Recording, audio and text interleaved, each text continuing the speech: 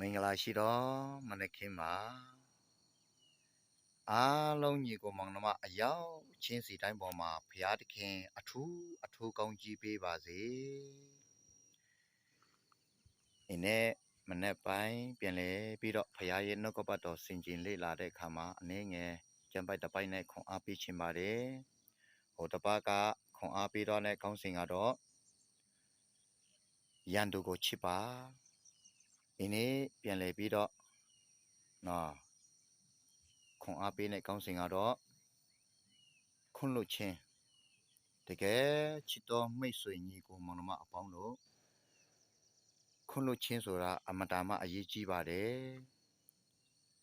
သူတစ်ပါးကိုအမြဲတမ်းခွန်းလွတ်ရမယ်ဒီခွန်းလွတ်ဆိုတာကလူတစ်ယောက်ရဲ့လုပ်ရမယ့်အရာကဒီခွန်းလွတ်ဆိုတာကမလွယ်ပါတကယ်ကိုတိပါတယ်ဒါပေမဲ့လည်းဘုရားသခင်နှုတ်ကပတ်တော်တမန်ကျမ်းစာထဲမှာရေးထားပါတယ်ဘုရားစကားနော်ကျွန်တော်ကျမ်းပိုက်တစ်ပိုက်ဖတ်ချင်ပါတယ်ဝုပြုရကျမ်းခန်းကြီး19ပိုက်ငယ်18နော်အငယ်18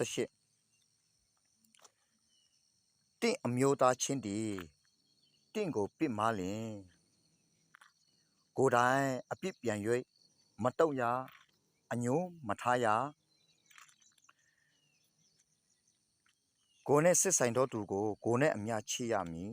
ငါဒီထာဝရဘုရားဖြစ်၏တဲ့ဘုရားသခင်ကကျွန်တော်တို့ကိုနော်